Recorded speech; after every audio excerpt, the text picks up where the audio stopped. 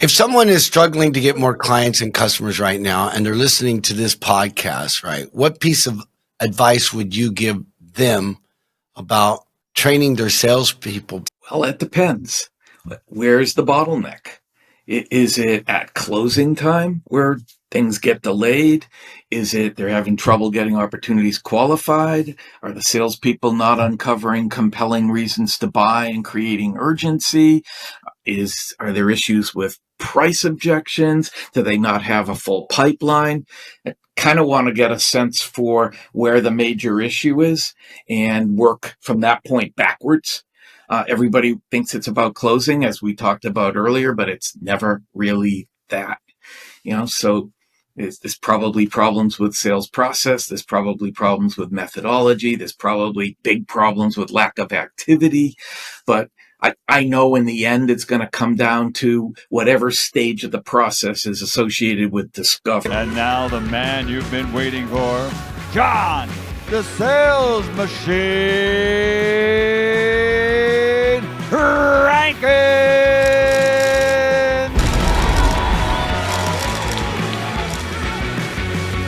Ladies and gentlemen, today's guest is a top-rated speaker, best-selling author, successful entrepreneur, and sales development industry pioneer.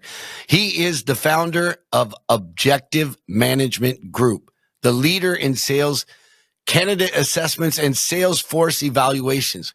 He is currently the CEO of Kurlan and Associates Incorporated, an international consulting firm specializing in Salesforce development. He's been featured 3 times on Inc. 5000 and is a top sales voice on LinkedIn. Author of the best-selling Baseline Selling, How to Become a Sales Superstar by Using What You Already Know About the Game of Baseball.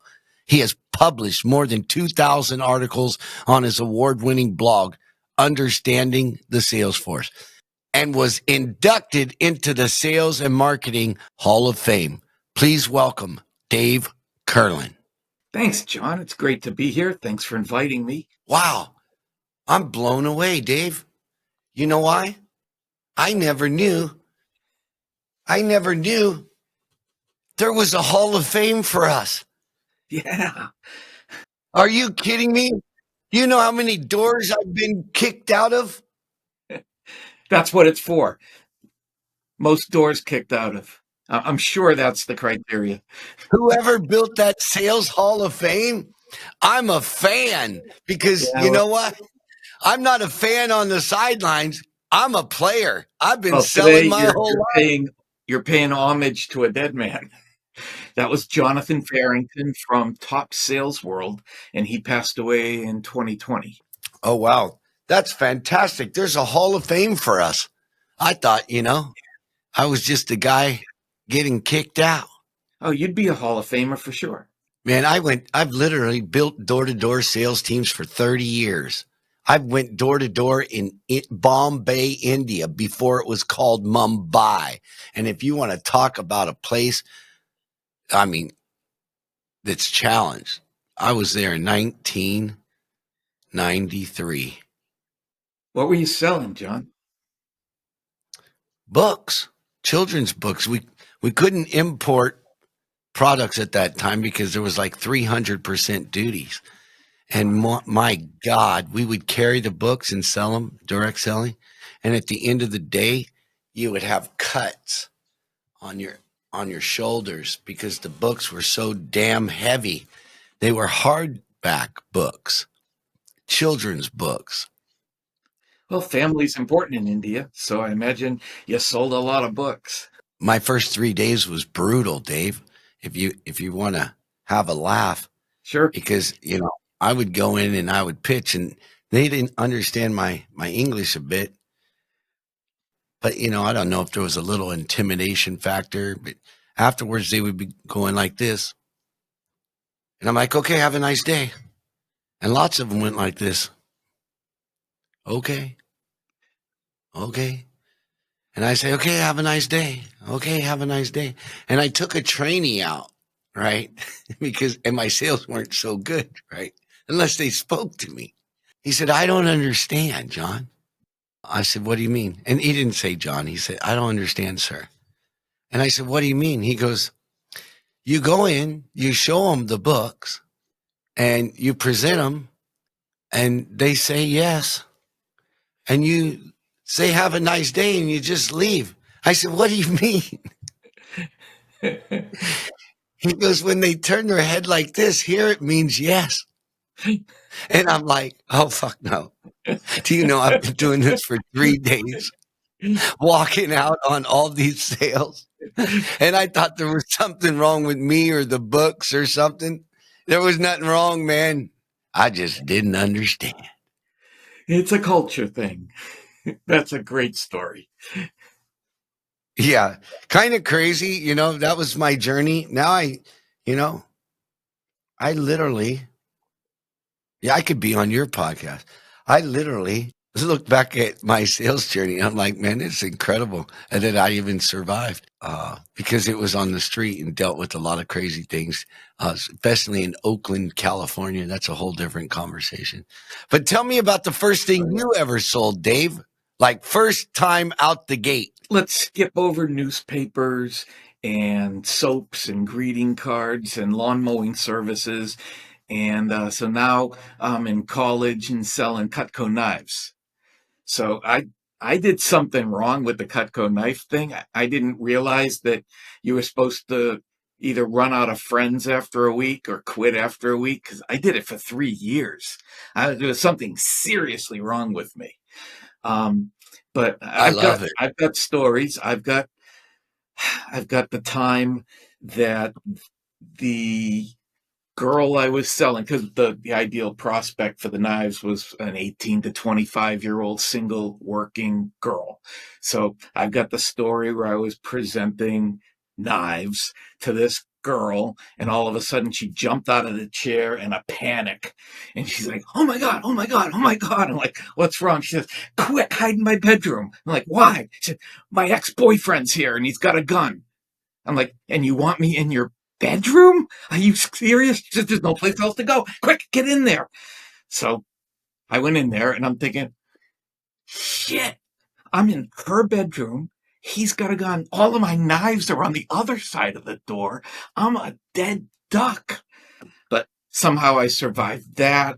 I survived the guy who shot at me with his 18-month-old baby in the room.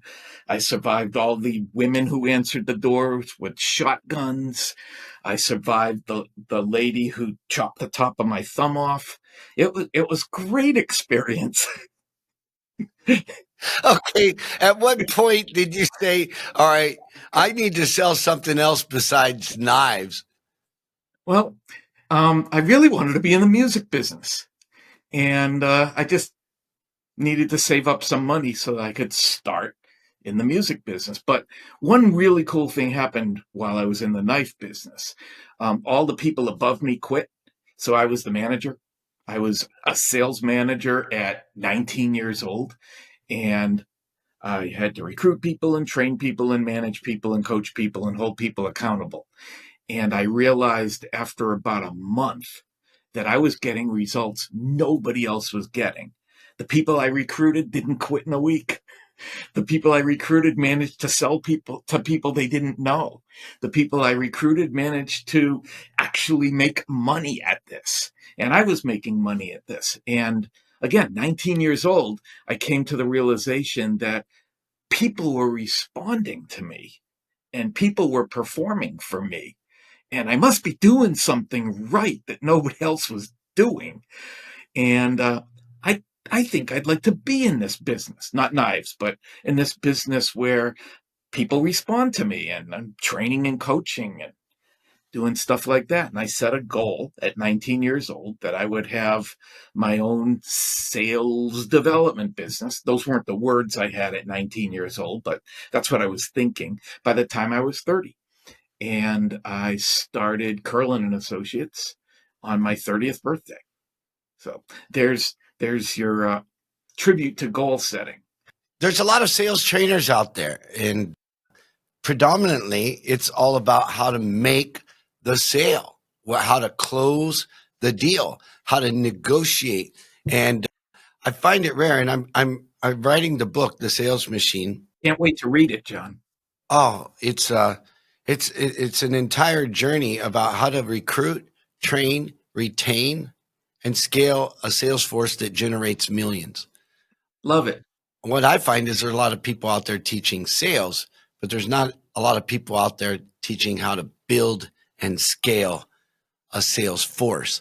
And that's what really attracted me to you and my team to you, because not many people know how to recruit, train, retain, and scale a sales force that can generate millions. Hardly anybody is teaching it. And I'm like, I go all over the world and people, everybody needs more sales.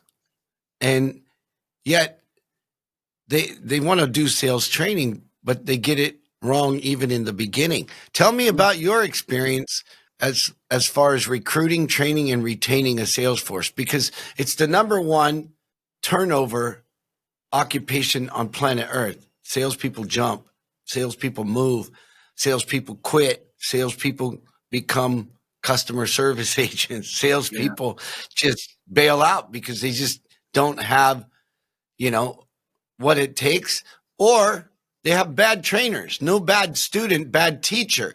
A lot of people say, well, I'm not a salesman. I'm like, yeah, well, yeah, you are. And if you're not, tell me this. Are you telling me you don't like people? Are you telling me you don't like helping others? Because if you come from that mindset, you seem like a nice guy or a nice girl, and you're always accommodating. It seems to me that you actually don't know that you are good at sales. Tell me about your take on this, Dave. I think you're 100% right. And, some of it's a selection problem. They're selecting the wrong people, not that they can't sell, but maybe they're not the right fit for what's being sold and who it's being sold to. Some of it's an onboarding problem. Some of it's a training problem. Some of it's a coaching problem. Some of it's a management problem. Some of it's a cultural problem. But you put all those problems together and you got a big problem. That's exactly what you called it. Most people don't have a clue about how to attract, recruit, interview, select, hire, onboard, train, coach, and develop sales teams. And the thing that's most frustrating isn't that they don't know how to do it. The thing that's most frustrating to me is that for most companies and most industries, it's baked into the equation. And they expect it to be that way. And let's take the insurance business, personal lines insurance. They've got like 87% turnover. And they don't want to change it because the people in charge of hiring get paid based on the number of people they hire. So if they hire 10 and 9.5 of them go away, that's fine. They hire 10 more and just keep repeating that process because they get paid for doing that. It's insane. That's a disconnect. 87% folks, 87% folks, listen to that. And, I know industries like direct sales that are even worse than that. Like, seriously, 90% turnover, especially after the first month, right? You're lucky. You're lucky. You can consider yourself lucky if you can retain 5%. If they're out there going B2B or knocking on doors, 87%, they've convinced themselves is probably pretty good. And the people getting paid for it, they've convinced everybody else that, that is good. Yeah. And then the same people, the very same managers who have it baked into the equation have the gall to say that they would trust their gut instinct when it comes to selection over like the assessment that I developed, which was extremely predictive and extremely accurate. I mean, that objective management group sales candidate assessment, of the people that it said don't hire, not recommended, and the brilliant clients that had a gut instinct that was better than the science behind our assessment. Well, 75% of the people they hired anyway because of their gut instinct failed out within 6 months. And 92% of the candidates we recommended rose to the top half of the sales force within 12 months. So we had a. Let's talk about that. So what can companies do besides, and being real, relatable, and relevant right now? What can companies do without taking the assessment? Give us some gold nuggets. Obviously, they can go to you later. What are the key factors that you key in on, right? And that the assessment will help people with for the selection process? Because, like I said in the beginning, I'm all about the recruiting, training, and retaining to scale a sales team. So, what do you think are the key factors in selection? Well, there are 21 sales core competencies that determine whether a salesperson's going to be effective or not. And depending on the company and the industry they sell to, I'm talking B2B now, because all the stories we've been sharing with each other were all B2C, but we do mostly B2B work. So those 21 core competencies, some of them are going to be more important than others, depending on what we're selling, who we're selling it to, the person we need to reach, how much we're selling it for, how that price point compares with the competition, the amount of competition there is, how much money we're asking for. All those variables impact who's going to be a best fit for that particular role at that particular company at that particular time. So those 21 sales core competencies are weighted based on the particular dynamics of the selling role. And they come into 3 buckets. Bucket number 1 is what I call the will to sell. That's desire for success in sales, commitment to do whatever it takes to succeed, a positive outlook, taking responsibility, and being highly motivated. Okay. Most of that stuff an interviewer can't Stop get a talking true about me. grasp. Stop Sorry? talking about me. I said, stop talking about me. Yeah, you score 110 off the chart in that stuff. Most of those 5 competencies an interviewer can't get a gauge on in an interview. Oh, he seemed really excited about the opportunity. He must be highly motivated. Bullshit to that. The second bucket is sales DNA, the strengths in here and up here that support the execution of sales process and sales methodology and sales strategy and sales tactics. When sales DNA is strong, it's easy to do those things. When sales DNA is weak, it sabotages a salesperson. And then the last 10 competencies are the things we would all recognize. Yeah. Hunting, reaching decision makers, building relationships, taking a consultative approach, selling value, presentation approach, closing, sales process, sales technology. Sure, I selling value. That might have been 10. Then again, I'm 68 and I forget shit. Let's identify the candidate and or the company, because we're talking about B2B now. Essentially, what has been your experience when a company's recruiting, even if they're B2B, and the individual has no experience in that industry and or is just a junior salesperson? How do you develop that guy, or do you even hire that guy or that? That's a great question. And this is one of the things that really frustrates me. One of the relatively new roles in sales is the BDR, the business development rep, that just works the top of the funnel.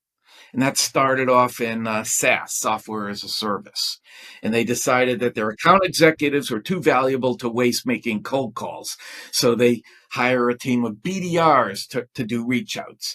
And so they send LinkedIn messages, they send cold emails, and they follow up on inbound leads. And once in a while, they make a cold call. And these are typically the youngest, most inexperienced people who have never sold before. They're right out of college. And you take the hardest part of selling, which is getting the meeting scheduled.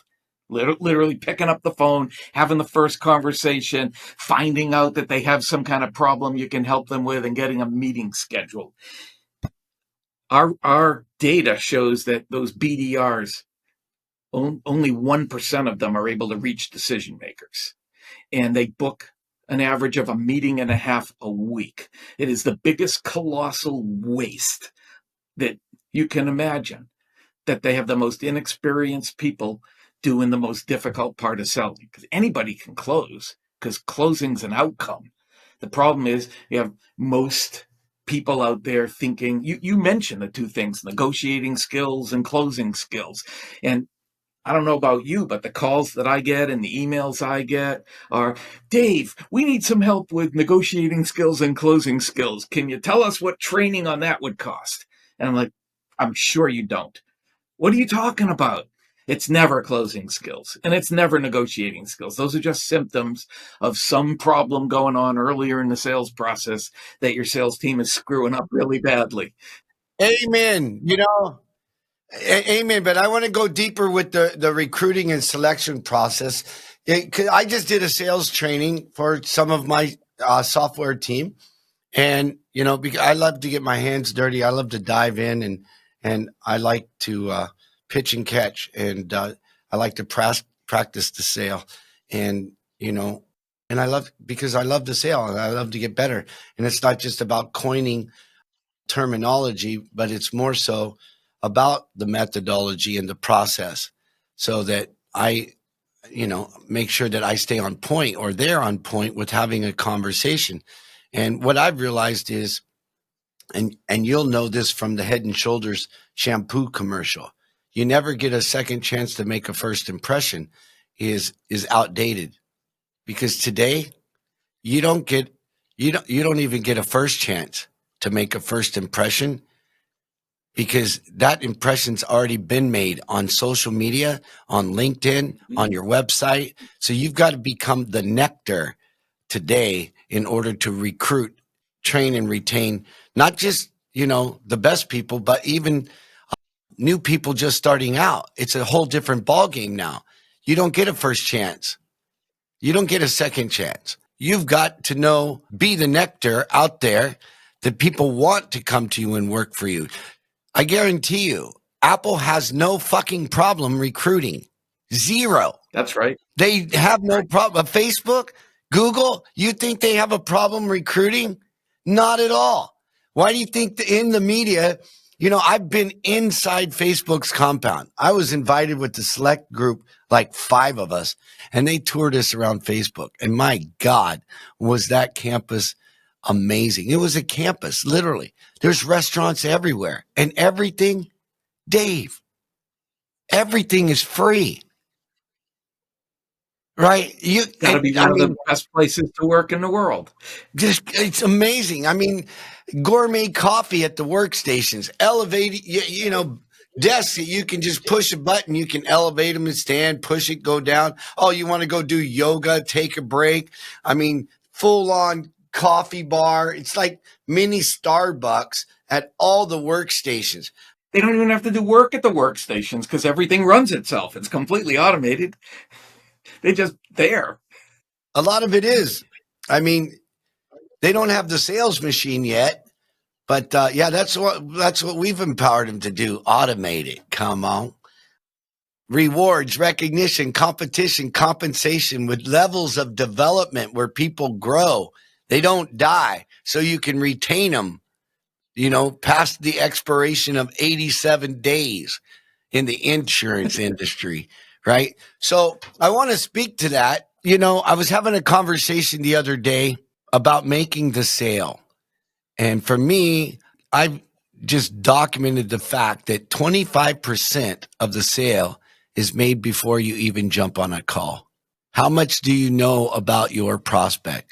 Do you even know what is the biggest challenges they have? How many people they have in their organization? What is the market cap of the industry they're in? Who are the leaders of the industry they're in? How do they really make money? What is their real value proposition?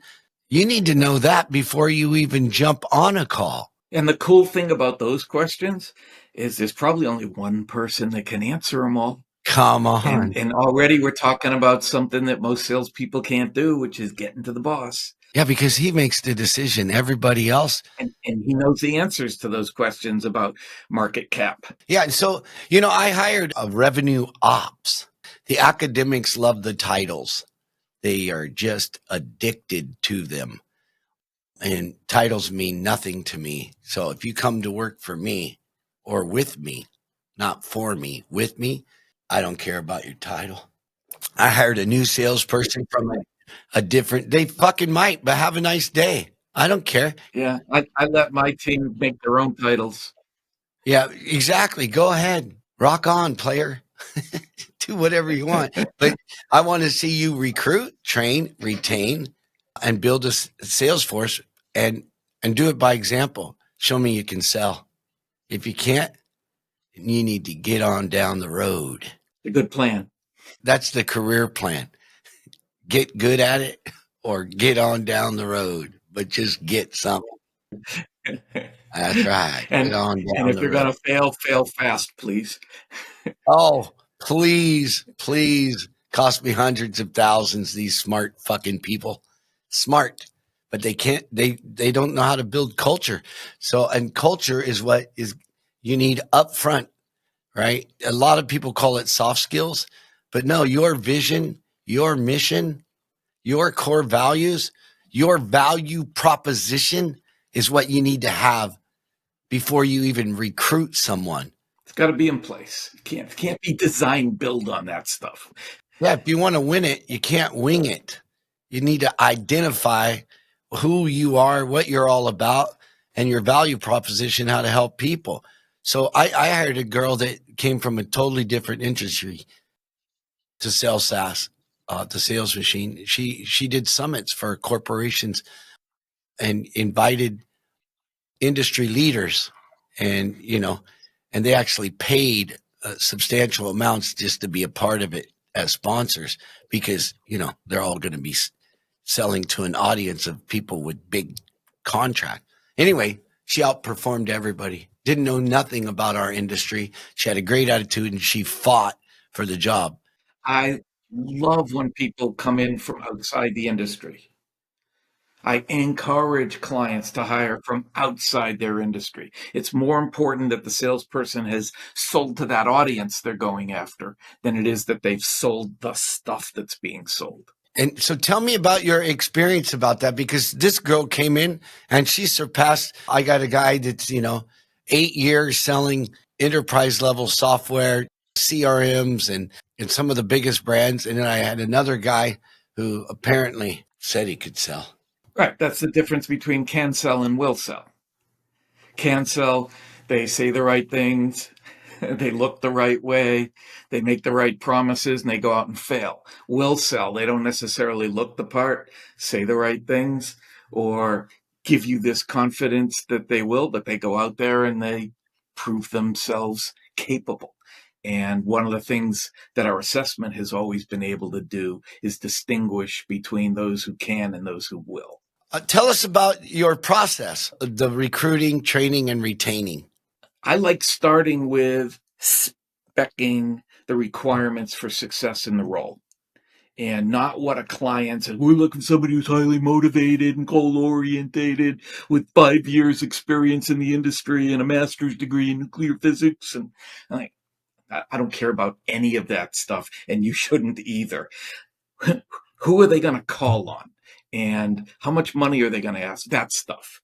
From that, we can write a killer job posting that describes the candidate.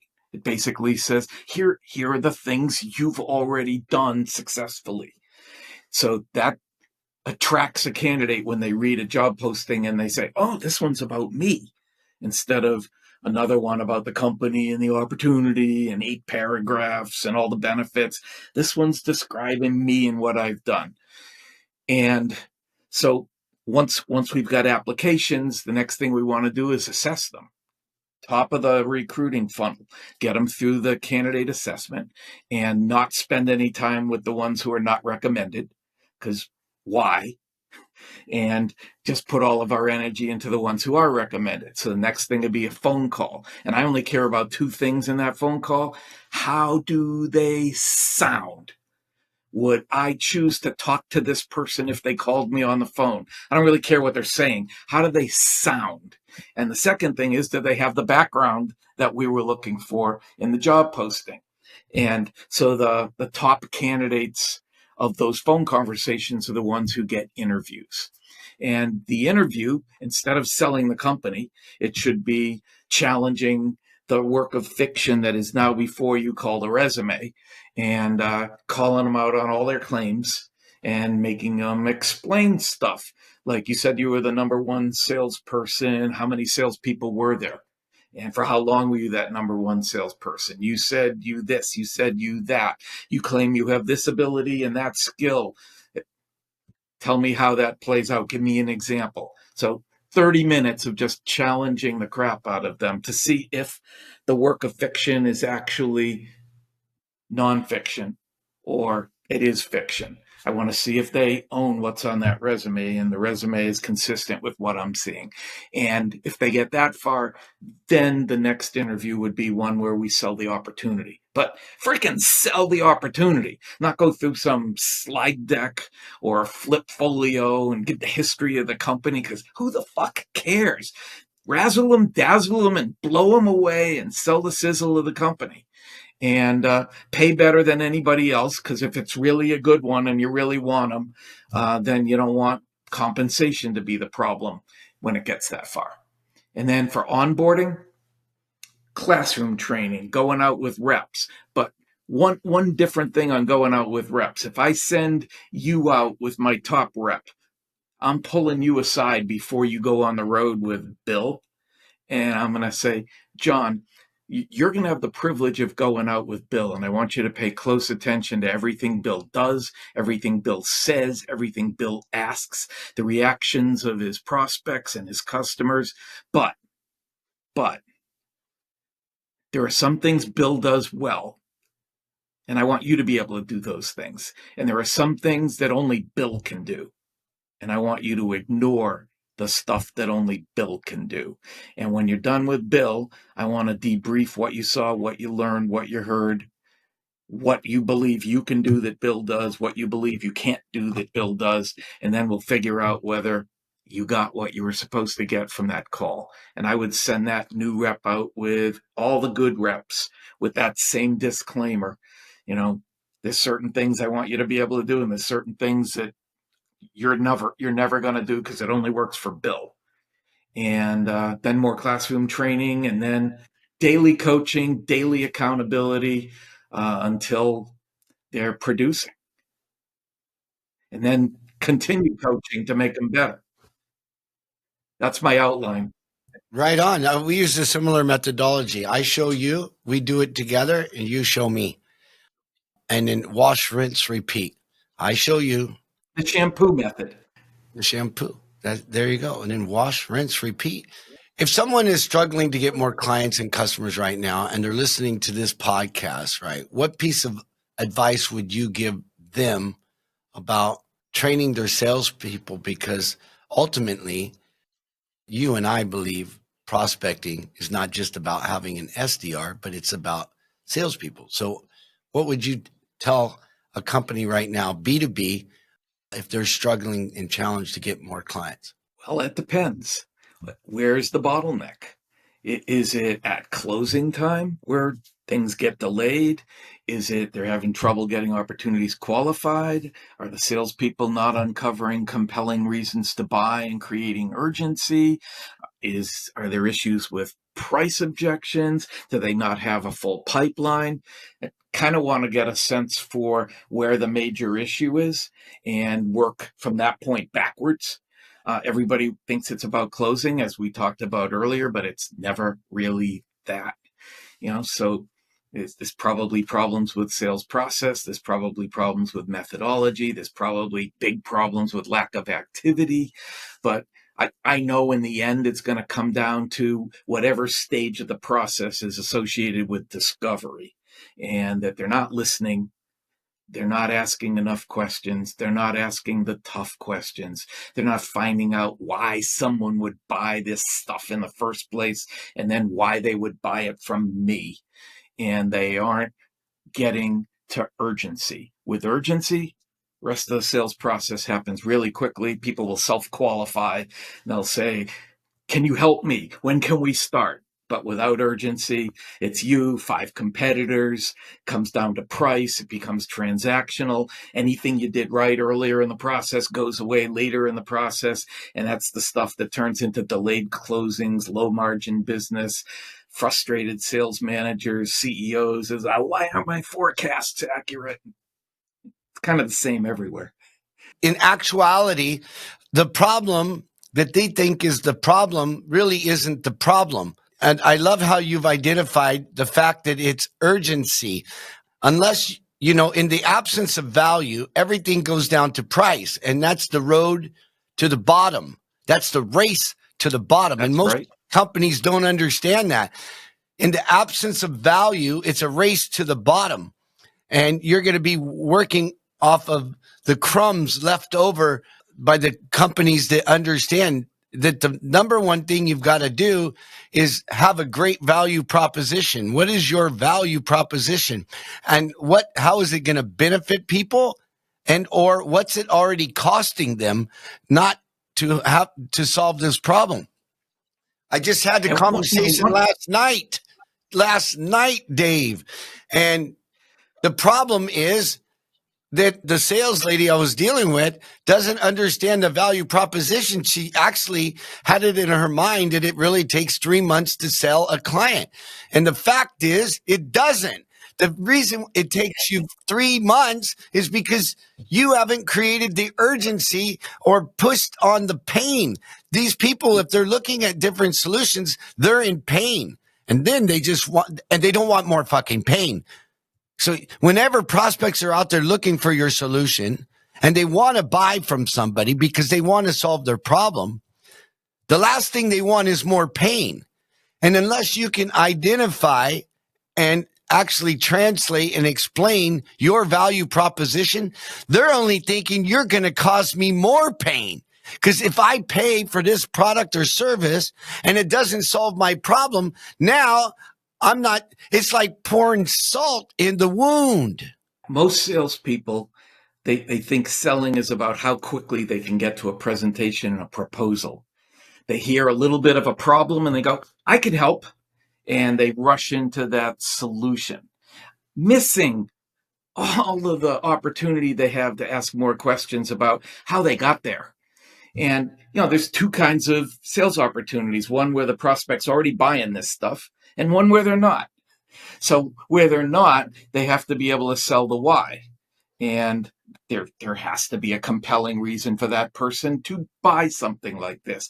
But where they are already purchasing what I sell, then why are they talking to me? Why aren't they just buying more of it from the company they've been buying it from? And there's only two possible reasons. They hate them. They're not getting value from them. They're screwing things up. That's one reason, by the way. I know that sounded like three, but they hate them. Or you're just a quote to keep them honest, and they have no intentions of going anywhere else. And a good salesperson's going to find out which camp they're in the first 5 minutes and proceed accordingly. And as you articulated earlier, maybe they're going down the road. Yeah, get on down the road. I like giving people a career path, up or down the road. And I love giving people a rope to empower them, Oh, not to hang themselves? Oh, well, that's a choice. That's a choice, Dave. I just give you the rope. What you going to do with it? Are you going to pull yourself up? Are you going to pull others up with you? Or are you going to hang yourself? Because at the end of the day, you know what you need to bring to me? Your value proposition.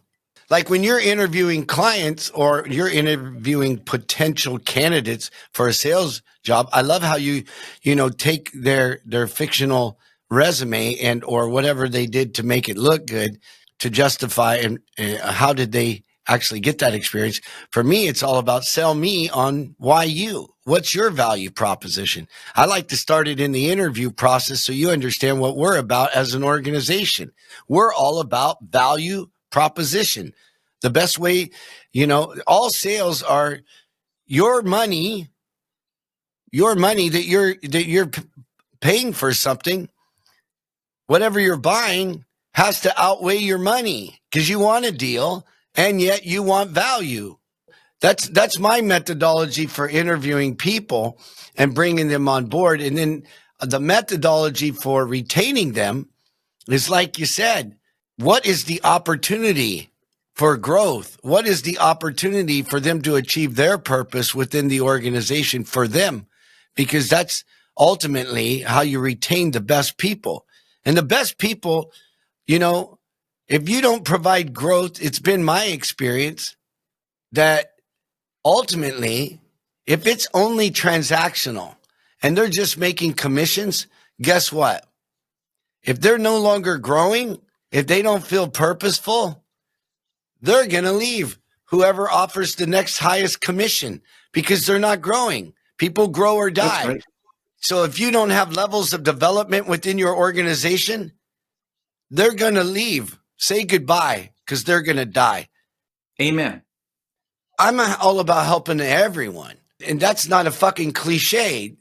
My people are the first people I need to take care of, the first people I need to sell. First of all, I have to sell myself. Second, I have to sell my people. And then they'll sell the client. Another amen. You're out there, Dave, and you've done this now, you said for 40 years. So, I got 10 years to catch up to you, and I hate being a tomato. Yeah, but I'm 68 now, so I've spent the last 8 years forgetting everything. So we're about even. Right on. Right on. Well, I need these golden nuggets to help people out there be real, relevant, and relatable right now so that they can build their teams to be successful. So you're still very active, Dave, and you actually train people all over the world. What is the biggest problem you see? Like if you could identify and isolate the biggest challenge that B2B companies are having growing their sales team, what would it be right now? There's 4. There's not one. There's 4, and they're all related. Number 1, they're not getting to decision makers. Number 2, they're not taking a consultative approach. Number 3, they're not selling value. And as a result of those first 3 things, they never get anyone fully qualified. So they've got all this false hope in their pipeline. It's all about the identifying the right target. I hate using the word target because, it's like we're snipers. But at the end of the day, if you don't have the right individual on the phone, and if you're not selling the right solution to them, no matter how real and relevant and relatable you are, you're still, talking to the wrong prospect. If there are 5 salespeople competing for a piece of business, and one of them manages to get to the decision maker and have a conversation with them, but the decision maker has tasked it to somebody down below to do all the research and collect all the information. And then all that information gets presented back to the decision maker. And the decision maker looks at it and goes, oh, I met that guy. Let's go with them. When you build a relationship and people know you, like you, and trust you, that's an unfair advantage in the sales process. Would you agree with that, Dave? I would. So many salespeople aren't even likable. I mean, they don't even know how to fake likable. They're just so dry and boring. Or the other end of the spectrum, they're so abrasive and nasty. And it's not hard to be likable. Dave, they just woke up. Woke up. Okay. They just woke up. They're not supposed to be likable. Turn on the switch. Start the engine. Let's go. We're at the starting line. This is joyful for me, right? And you're in the Hall of Fame. How do I get in the Hall of Fame? You've got to bring Jonathan Farrington back from the dead or start a new one because there have been no inductions for the last 4 years. Yeah, no worries. I don't need to be in that Hall of Fame. Nobody cares, John. Nobody cares. The only people who even know about it are the 15 of us who are in it. That's how I start all of my sales onboarding training. With what? I go to the front of the room and I write on the board, nobody cares. I love that. Nobody cares about our product and our service and our company and how long we've been in business. So let's just nobody cares about your hair, your tie. Forget everything you know. Nobody cares. You need to understand that it's all about them. And stop fucking selling. The number one most important lesson. I took it to another level. I was with about 30 business owners, and it's all about recruit, train, retain, and scale a sales force. And how, you need a process for selling. We can do that. We can identify what's the missing link, because you're talking about, it's not just one thing.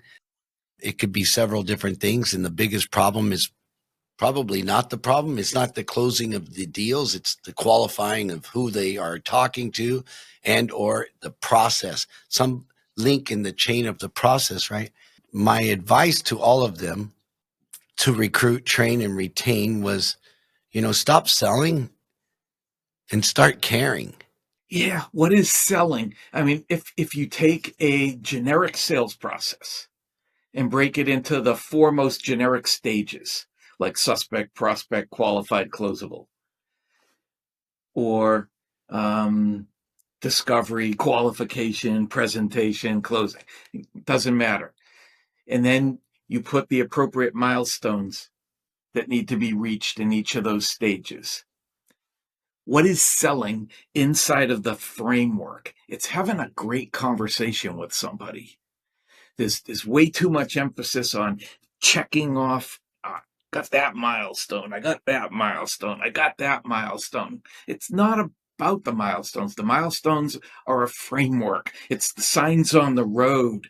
But when you're on the road, you're in the car enjoying the ride. The signs just tell you where you are and how far you are from your destination. And that's what the milestones in the sales process are. They're just road signs. Enjoy the conversation. Make it a real conversation. What should a good conversation sound like? It should sound like the conversation you have with your friends. But salespeople make it uncomfortable and creepy and formal and just not fluid, not fun. It just should be what we're doing. Just having a good time chatting about a day at work, which we love. I absolutely love that. That was priceless, Dave. Seeing the Yeah, I'll sales blog about it journey, tomorrow. seeing the sales journey as a road trip, right? And you got a roadmap. And when you're building that relationship, just identify the signs along the road, especially, the objections. For me, I have a sales process and a sales methodology, and there's even a sequence to it. I never forget that I need to be real and be relatable and relevant. And it's not that I never forget. That's not true. Because sometimes, I'll go off on a tangent, right? Or I'll see something that I think is very important for the prospect. Like all these people were talking about branding, and I'm like, it's not. It is about branding, but you've got to understand the most important part of the branding is has to be your brand promise, like Walmart, right? Everyday low prices. It's not some days, right? It's not one day. It's everyday low prices. A Domino's, it's 30 minutes or less, or it's free. What was the one from FedEx? FedEx was a great one too, Something about overnight or, yeah, right? When you need it, right? yeah. Well, the other thing is you remember brand promises. It's not just marketing. These are the things that stick. It's what you associate with these brands.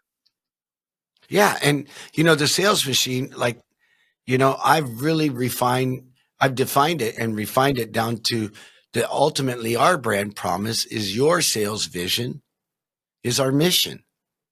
That's our mission, your sales vision, whatever that looks like. That's our mission to help you fulfill it. Because at the end of the day, it's all about service. This is what I love about Zig Ziglar. Service, solve problems, make sure they're satisfied. I was given a talk down in Dallas, Texas, must have been 10, 12 years ago. And lucky I even made it because I overslept that morning and almost didn't make the plane, but got there ready to talk. And there's this big commotion in the room and everybody's rushing to the door. And I'm like, where's everybody going? And they said, it's Zig Ziglar. It was his country club. He didn't own it, but that's where he belonged. And everybody knew Zig, and everybody wanted to look at Zig, and everybody wanted a piece of Zig. It made me feel really important that day. I used to go to old folks' home with my Aunt Opal, and she's like 75, and she's like, "Come with me." And I was just a little boy, and I'd talk to all these old people, and it just light up their day because no one had been there to see them for years. You know, their families like abandoned them, and just to watch them light up, I just got, you know, it was just juice for me. I love helping people, and that's when Ziegler talks about, you know, be in service. That's what it means to me. And I've went through different challenges in my life. I came up with and expounded on that. When in service, never nervous, because I've been attacked on the stage, and I just stayed in service, and it blew the entire crowd's mind. Like they couldn't believe that I fucking got reamed out by the CEO of Sony in Japan from the stage. He went on a rant, and I'm like, and he said, "Why should I listen to you? Who are you? You look like an average salesperson to me, and I have thousands." And I'm like, "Well, you'd be right. You couldn't learn nothing from me With that attitude. or anybody else on the planet. As long as you're not open and you're just closed, there's absolutely nothing I can do for you. But I didn't come here to impress you. I came here to serve you." And then he sat down, and everybody else stood up in Japan and rocked out a standing ovation for little old me. Wow, and showed up the CEO. What happened? What happened to the respect? How is that? No, Panasonic, they were all CEOs in the room. Oh, it wasn't his employees. No, Okay. that was mind blowing. So yeah, my methodology is always building the connection first, right? And how do you build a connection? You be real, relatable, relevant, so that you can build a relationship. Yeah, love it. Not about your fucking product, your service, and what you do and how long your company's done it, because nobody cares. Nobody cares. I love that, what you just gave the audience, Dave, and in their minds, and especially these B2B companies figuring it out. There's different methodologies out there for closing a sale, and there's a lot of NLP and tactics and different tricks on hacks to make a sale. But ultimately, for me, it's first and foremost the connection. Second is, what is their situation, to find out their biggest issues and identifying those road signs on the road trip of the roadmap to make a sale, and make sure that that roadmap leads on another road trip to help the client again, right? But you got to see the signs. I love that, because a lot of people talk, there's some methodologies out there, and I'm like, you've nailed like the first 3 steps, but then you want to handle the objections at the end with the close, and I'm like, that's fucked. That's you wait. If you wait till the end to handle the objections, then you lost.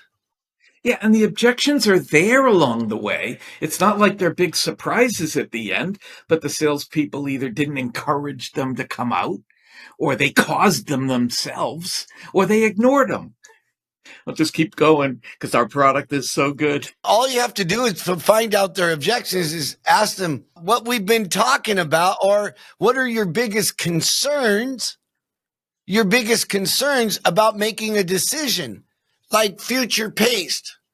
What are your concerns about, when you find a solution, what would be your biggest concerns about investing in one? And you know what they'll do? They'll tell you. Fortunately, they'll tell you as a response to what you're asking, as opposed to, wait a minute, I have objections. It's just the timing of those challenges. I, I don't believe in objections. They're just challenges, because when salespeople frame them as objections, they panic in their head. Oh no, an objection, not that one. But when they realize it's just an opinion, that's all that's happening at that moment, is the prospect is sharing an opinion, which might be different from your own. And it's a lot easier to have a conversation over a difference of opinion than over a charged objection. We're talking B2B here, and I'm in total alignment. I'm going to completely implement the road trip of the roadmap of sales and the signs along the way. I absolutely love that. You know what, Dave? I'm going to put some of that in my book. Cool. I'm not going to plagiarize. I'll give credit. I'll give credit to Dave Kurlan. Of course you will, because of your 3 R's. Have you heard those 3 R's? I just came up with them. No, not till we started talking today. Yeah, because, you know, I thought the 3 R's were reading, writing, and arithmetic, although I think those are long gone, so they must have been replaced by your 3 R's. and when you take people on a journey of a road trip, and you're real, you're relatable, you're relevant, and you build a relationship, those signs will be there. And by the time you hit the rest area, you'll be making a sale. Yeah. Do you like music? I love music. One of my problems is that I think in analogies. Just everything's an analogy, and I hear words and the song that relates to the words come up. So with what we're talking about right now, I've got I Saw the Sign. I don't remember the name of that song, but And it that opened up my eyes. I Yeah. saw the sign. that one. That's And right. then Holiday Road with Christmas Vacation, Chevy Chase. So those two songs basically tell the story of what we're talking about. That's going to be a good road trip, Dave. Yeah. Right on. I chose this music. Check this out.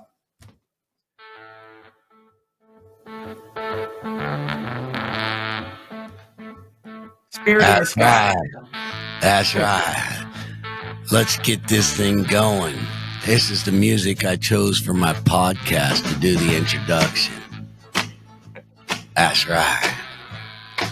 Love it. This is how I see sales.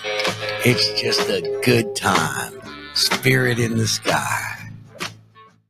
But I'm a total team player. I'm a TTP to the XYZ. You know what that is? A TTP is a total team player, but I don't know what to the XYZ is. The whole fucking alphabet. I go all the way.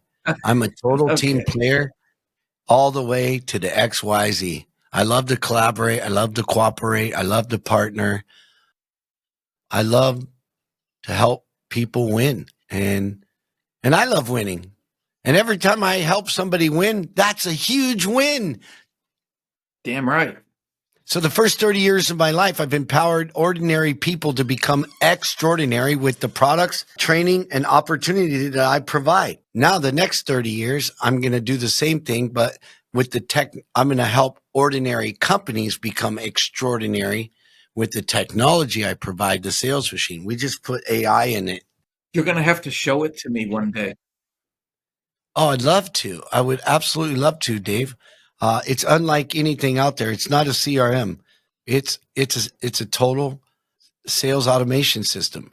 So, you know, a lot of that psychology and methodology you're talking about is built into the technology that drives and triggers behavior where people know what to do, when to do it, and how to do it. And then they want to do it. Oh my God. Amazing. That's the best part, wanting to do it. The thing about CRM that always doesn't work. Doesn't matter how good the CRM is or how many bells and whistles it has or what the company's intent was for installing it. If the salespeople don't want to use it, it's a complete and utter failure. Yeah. 67% is the number. How do I get my salespeople to use CRM? Oh, God, really? Are we going to have that conversation? Yeah. Have you made it a condition for continued employment? No. Well, make it a condition for continued employment. Won't work. Why? They still won't use it. Get a new sales team. Better yet, get a new CRM application. Get one they actually want to use. We have too much invested in Salesforce. Get the fuck out of it. So, like, it's so true, Dave. Like, you talk about 87% is the turnover for the insurance industry. 67% of CRMs that's bought for the salespeople is not even used. And all it is really is a data depository so that the owners of companies can keep the data. But it doesn't drive sales. And 67% of the salespeople don't use it. So companies are just throwing money in the wind because it's not a sales system. All it is a digital address book. Like, seriously, you go to the salesmachine.com and you check out our system. It's like having mission control. Like, if you're a Trekkie, it's like having your own Star Trek dashboard. Sounds very exciting. It's, you know who it's all about? The salesperson. How about that? It's all about, it has everything in there: rewards, recognition, competition, compensation, levels of development. It has a social media feed. So you're not stopping social. You can't get them off TikTok, Instagram, and Facebook. You're not going to get them off. They're already addicted. They're addicted. So guess what we did? We just put a social feed in there so they don't have to leave. They can just, post their meals and their closed deals on the platform. Where can people find you and work with you to help them scale their sales teams? I'm in Boston. I'm outside of Boston. I travel all over the insides of my house. And they can reach me via email at dkurlan, Kurlan, at kurlanassociates.com, or you can visit my blog. Go to the website, kurlanassociates.com, and click blog, and you can find me there. Ladies and gentlemen, if you want to send a review about what you liked on this podcast or share it with somebody who would need it to definitely improve their business, building and scaling sales teams, do me a favor, like, share. It means a lot to me so that we can help others grow and live in abundance. I want to thank you, Dave. It's been an absolute pleasure having you on. You did a great job getting me to the podcast. That's a wrap, folks. Thanks for joining me today. And if you got value from this episode, do me a favor, like, subscribe, and refer a friend.